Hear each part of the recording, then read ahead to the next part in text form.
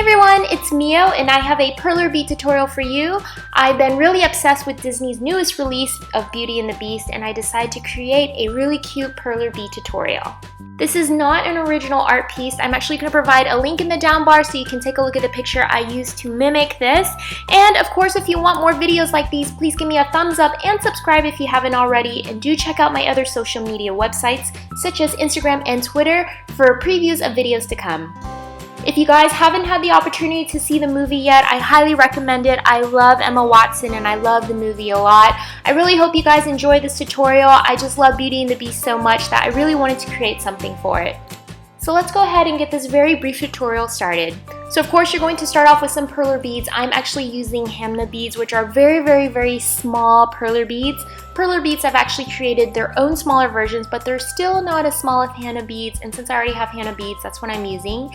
And this is actually a picture of the Belle pattern that I used. If you've never done perler beads before, what I suggest is you can either print out the pattern and use a clear beading board and place it on top, or you can do what I do, which is I eyeball it. I just sit there and count how many beads is in the pattern and then just put that on my actual board.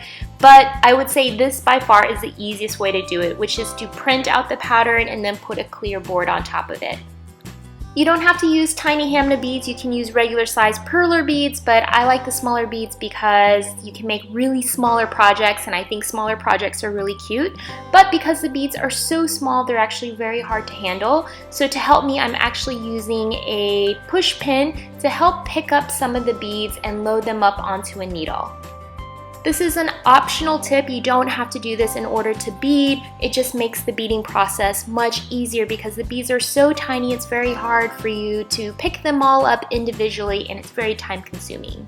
So I'm actually going to just follow the pattern that I saw on my computer screen. I just sit there and count the beads and then go ahead and bead the right number on my board. It's a very tedious task, that's why I didn't film the whole thing, but that's pretty much all there is to this tutorial.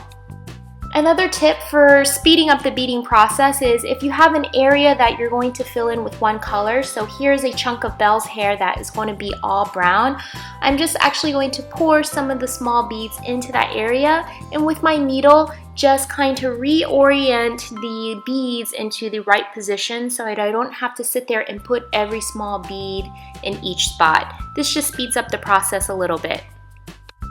And if you haven't noticed, my Belle is actually not 100% exactly like the picture that I showed you earlier because I actually don't have enough colored browns. So I improvise by changing the colors up a little bit, but not too much so you can still make out what the character looks like.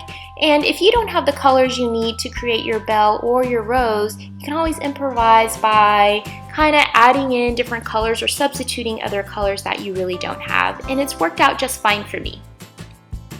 Using the smallest tiny perler beads, which are the Hamna beads, this project still comes out to be about 3 to 4 inches in height, so it's still a fairly large, I guess, project. So it's not really good for a patch, but you can still use it to decorate your backpack or hang it on a wall or gift it as a friend. Like I said, I prefer smaller pieces, but if you want to use the regular size perler beads, I would say this project's probably going to end up being almost 8 to 12 inches tall. Now once you're done with the project, you're going to melt all the beads together. So I'm using a cookie sheet, or you can buy these from Perler Bead brands. It's just really a cookie sheet. And you just iron the beads together until they melt. It really only took about 10 seconds, and you don't want to spend too much time with the iron because you might actually melt the board underneath it.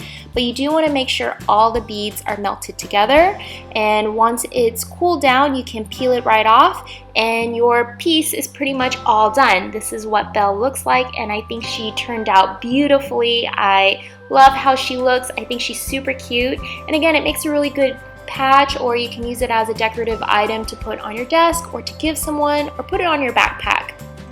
Now, I felt that this piece was actually lacking some color, so I decided to create a rose. I went on Google and looked for a perler bead rose, and I went ahead and created it as you see here. I'm just going to iron it so all the beads melt and kind of reposition it on Belle so that Belle can hold the rose. So the rose is actually very large compared to Belle, so I kind of ended up taking a pair of scissors in trimming the rose a little bit, so I took off the leaf and a piece of the stem so that would be a little bit smaller so that the piece would go well together. So this is what the rose looked like without the leaf. I still feel the stem is still a little bit too long, so I cut off a piece a little bit more, and I decided to hot glue the two pieces together so it gives it a little bit of a more three-dimensional shape.